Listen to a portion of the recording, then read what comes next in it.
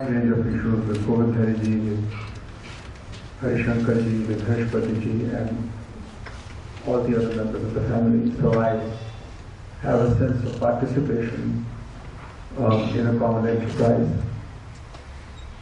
I must also admit to a sense of great gratification at the topic that has been chosen for the deliberations in this international conference. Innovation is a subject that is at the core of the 12th five-year plan, which is a responsibility that I seek to discharge in my present role, and we are in the process of giving final shape to this plan. The theme of the plan is faster, more inclusive and sustainable growth. This thematic idea can only be taken forward if we put innovation at the core of all our initiatives to realize national aspirations and national goals.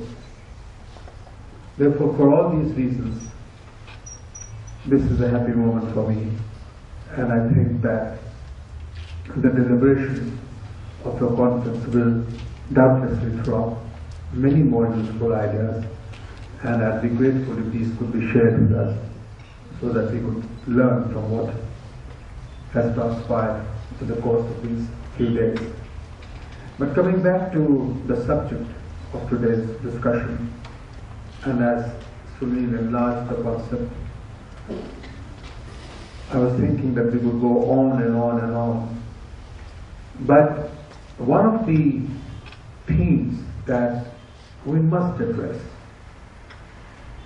at every occasion that presents itself are the transformational challenges that confront us in the country and that confront the world, and which we share in common with the rest of the world.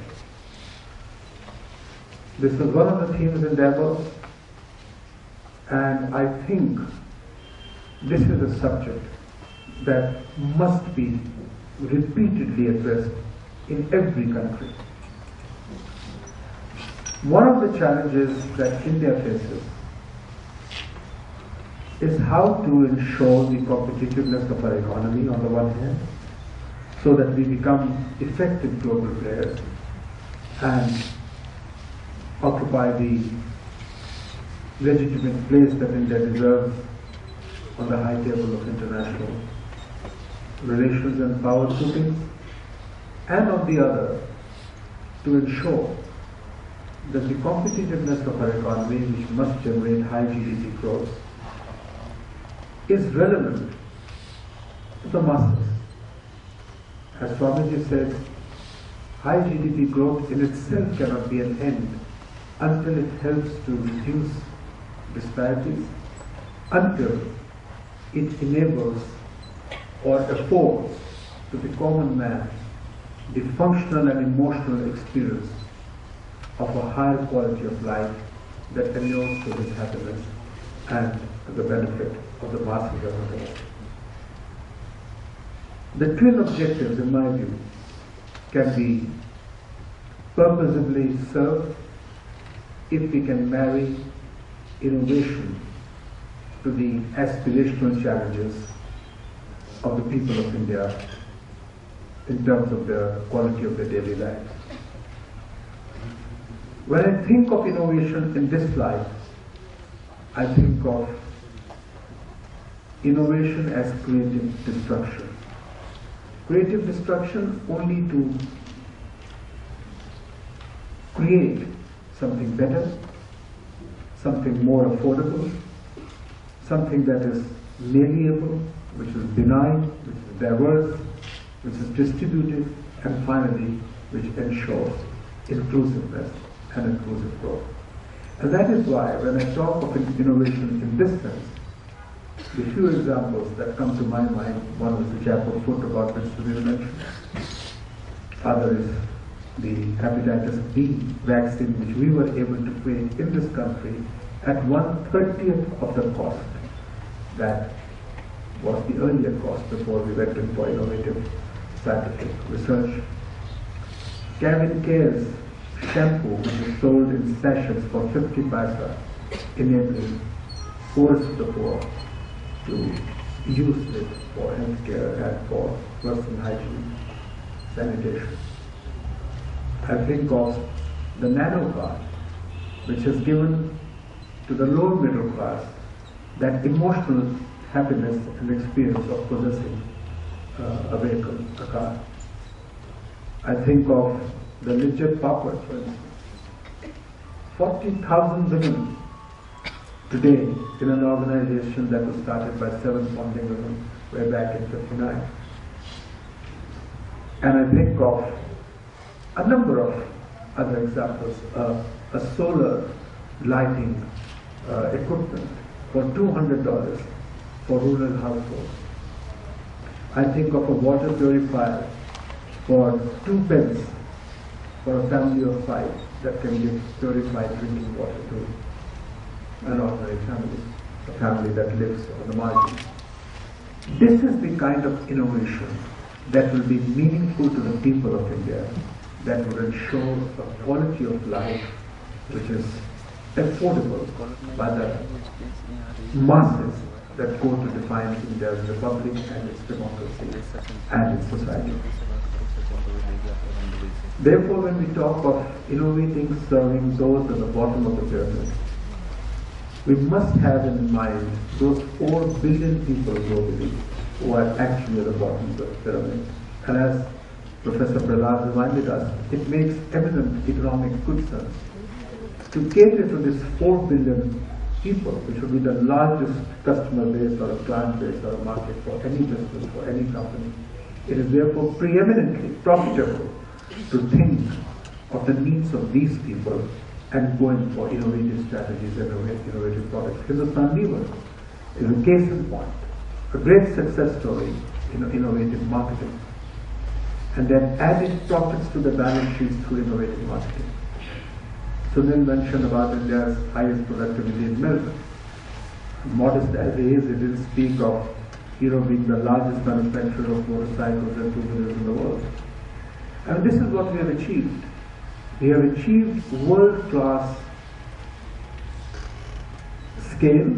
We have achieved leadership in technology. We have also achieved leadership in management. But the challenge today is to get the genius of our people to concentrate on finding solutions that would empower Indians as a whole. And a wholly empowered nation will certainly be one of the most powerful nations in the world. We would then not have to go lobbying for getting a seat as a permanent member of the UN Security Council. The power of 1 billion plus people would be recognized as an undeniable power and as a power that cannot be denied its legitimate recognition in whatever fora we seek to achieve that recognition. By 2050, we will be a planet with 9.2 billion people. Half of that humanity would be in Asia, and half of the Asian humanity would be in India. Just imagine the scale. Traditional technologies are not enough to meet the aspirational challenges of such a vast number of people. Let me also reflect very briefly on the frontier areas of science and technology, because you can't think of innovation without mastering the knowledge of science. We have in the Department of Science and Technology, which also I have the privilege to preside over as the Minister of State, have initiated a scheme to inspire young minds to take to science, technology and innovation. It's been an extremely successful scheme. It is known as Inspire. We give away thousands of fellowships and scholarships to young students who want to take to science as a stream and then commit themselves to a career in science. We are also working on devising an ecosystem in the country that will be able to absorb that talent and give a stake to people who are pursuing science for a better future for them, for better job placements, etc., etc. And one of the steps in that direction is the Innovation Fund of $1 billion, and that fund is actually intended to inspire entrepreneurs who are committed to innovation and to the culture of science. Now, India's traditional and civilizational ethos is one which has been defined by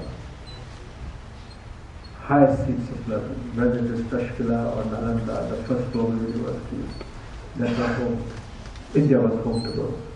Whether it was the zero and the decimal system, it was India who gave to the world this. And today, India has marched along as becoming one of the fastest growing economies of the world.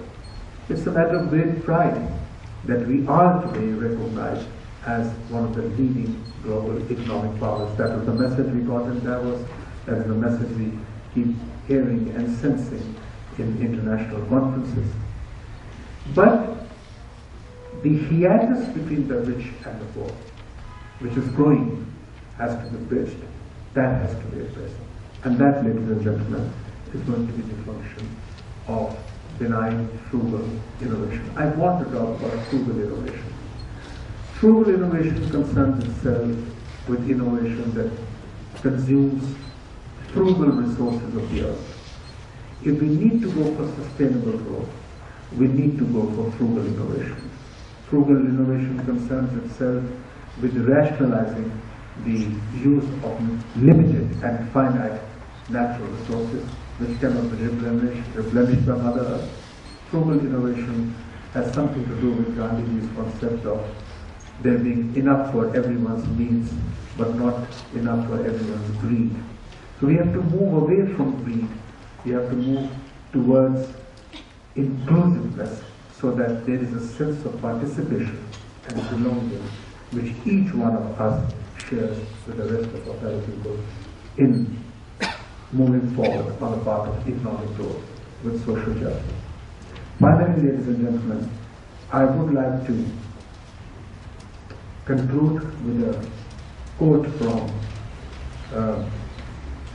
Bronowski, who, as a leading scientist, wrote in the 1970s, and this is particularly meant for the students and to those who are committed to the culture of rational inquiry, which is what science is all about, and to innovation.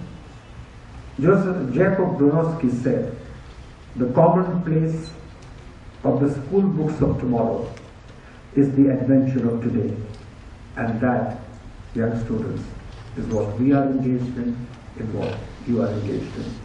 And I dare say that it is your commitment to the pursuit of excellence, to the pursuit of global causes, to the pursuit of noble causes in the service of all humanity is what will define not only the future of your own country, but also the future of the world. Thank you very much for giving me a briefing. We are sure it would help us in the near future. Yes, to kindly release the conference book.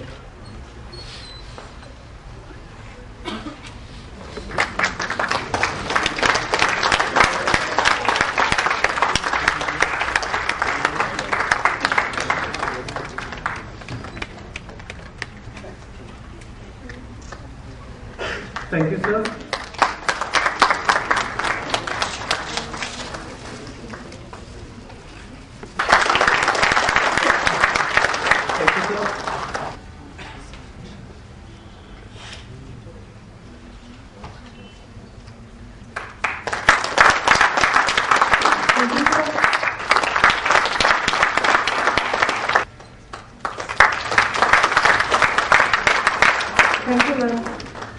Kumar, Special Guest of Honor, Swami Shantatmanand, Guest of Honor, Mr. S.K. Munchal, Respectful Mr. Saurabh Srivastava, Worthy Chairman, Dr. Raghuveer Singh, Director JKPS, ladies and gentlemen.